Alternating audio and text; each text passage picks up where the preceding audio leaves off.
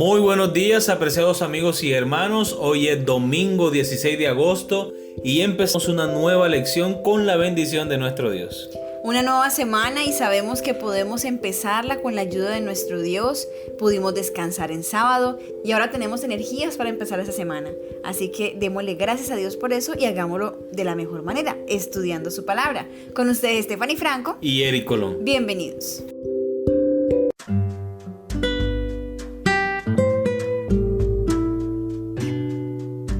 La actitud de Jesús hacia las personas. El título de la lección para el día de hoy.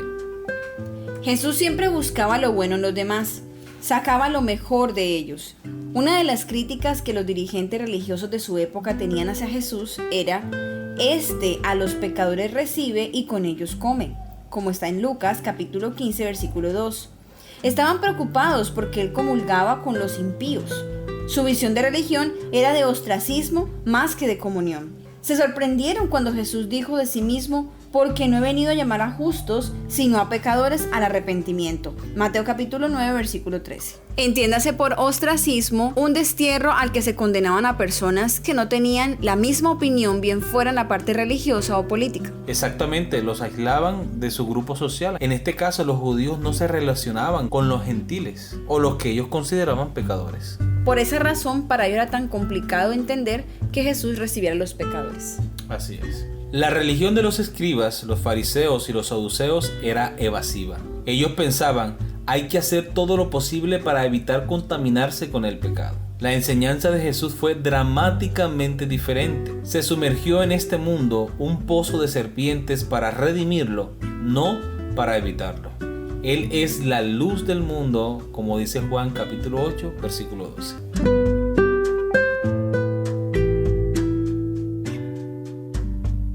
Muy bien, hemos llegado a la pregunta de nuestra lección. Lee Mateo capítulo 5 versículos 13 y 14. ¿Qué dos ilustraciones usó Jesús para describir a sus seguidores? ¿Por qué crees que usó esas ilustraciones específicas? Ver también Juan capítulo 1 versículo 9, capítulo 12 versículo 46 y Filipenses capítulo 2 versículo 15. Mateo capítulo 5 versículo 13. Vosotros sois la sal de la tierra, pero si la sal se desvaneciere, ¿con qué será salada? No sirve más para nada, sino para ser echada fuera y hollada por los hombres. Versículo 14. Vosotros sois la luz del mundo. Una ciudad asentada sobre un monte no se puede esconder. Juan capítulo 1 versículo 9. Aquella luz verdadera que alumbra a todo hombre venía a este mundo. Juan capítulo 12 versículo 46. Yo, la luz, he venido al mundo para que todo aquel que cree en mí no perezca en tinieblas. Filipenses capítulo 2 versículo 15.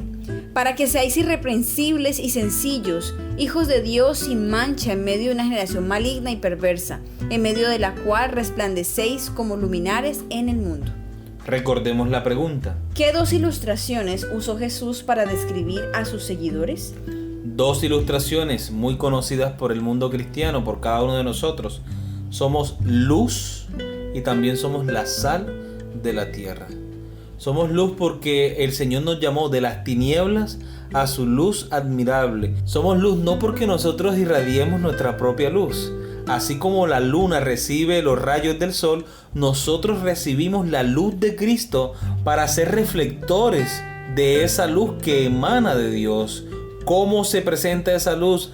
A través del amor, actos de misericordia y bondad, cuando perdonamos a nuestros enemigos, cuando mostramos y reflejamos a Cristo con nuestro testimonio en lo que nosotros hablamos, la forma como nos vestimos, cómo nos relacionamos con los demás. ¿Alguna vez te ha pasado que alguien te dice: oye, tú eres cristiano? Allí nos damos cuenta de que estamos reflejando la luz de Cristo. Muy bien, vamos a la segunda pregunta. ¿Por qué crees que usó esas ilustraciones específicas, amor? Bueno, amor, yo creo que Jesús aprovechó aquellas figuras o aquellos ejemplos de cosas que las personas que le escuchaban conocían. Para Correcto. ellos era común hablar de la sal, ¿sí? Porque la usaban ellos mismos. Y también era común hablar de la luz.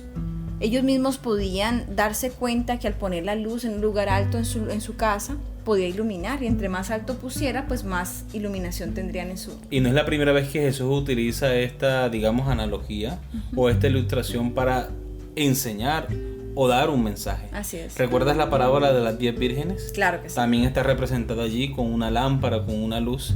Y vemos que Jesús utilizaba las mismas simbologías para dar un mensaje específico. Así es. Él sabía que de este modo las personas podrían comprender e interiorizar aquellas lecciones. Y retenerlo en la mente, claro, que es lo más que importante. Sí. Luego también podrían recordarlo cuando estuvieran utilizando alguno de esos objetos. Exacto, así es.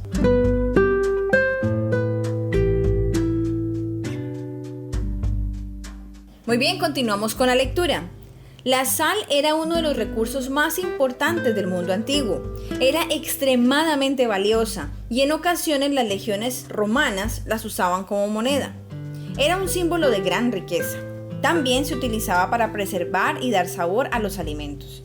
Cuando Jesús usó la ilustración de la sal para simbolizar a sus seguidores, realmente estaba diciendo que la verdadera riqueza del mundo no son las personas más ricas y poderosas del mundo. La verdadera riqueza del mundo son los cristianos comprometidos que están siendo determinantes para el reino de Dios.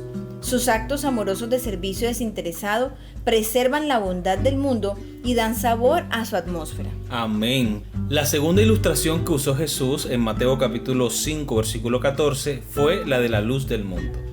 La luz no evita la oscuridad, brilla en la oscuridad. No se separa de la oscuridad, sino que penetra en la oscuridad, haciendo que la oscuridad sea iluminada.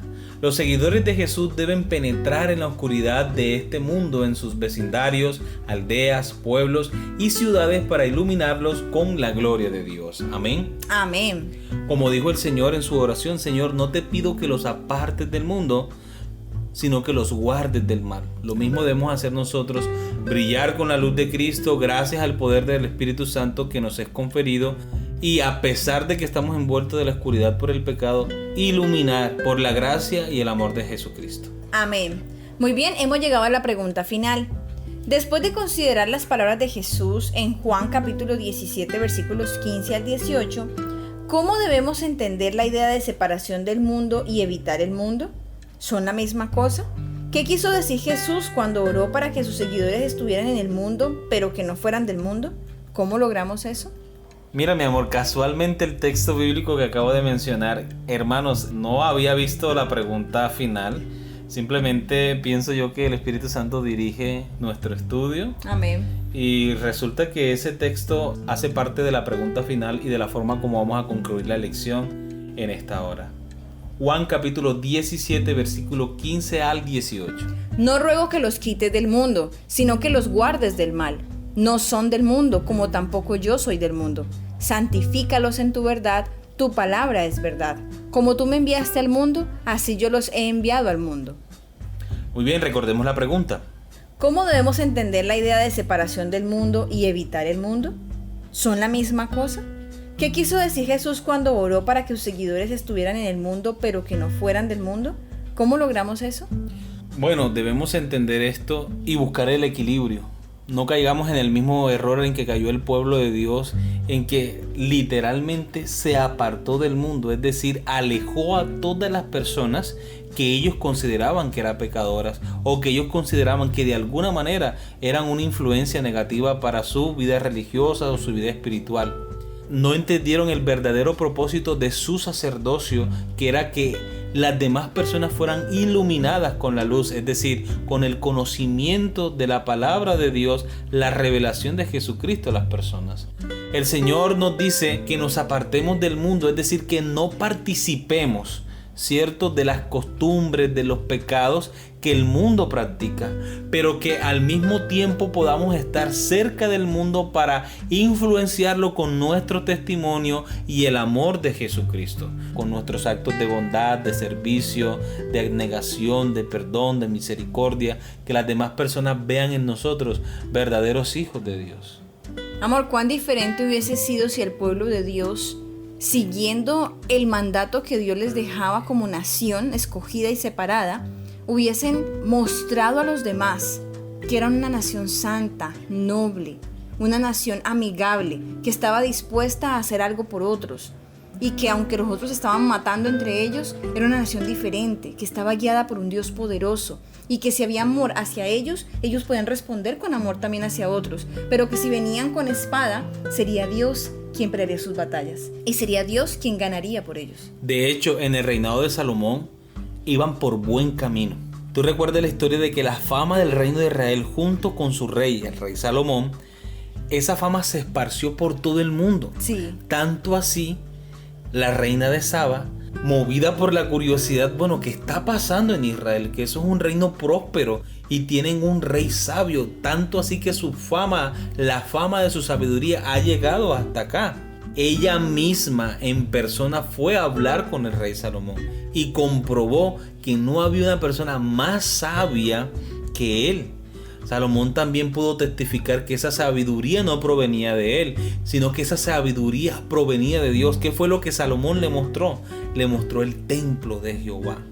O sea, se estaba cumpliendo el propósito. Las personas venían a investigar por la curiosidad, venían a conocer al Dios de los israelitas. Y ese era el propósito de Dios. Y casi que ese propósito se cumple. Pero vemos cómo Satanás, ¿cierto?, estorba los planes de Dios cuando el rey Salomón empieza a tomar decisiones equivocadas.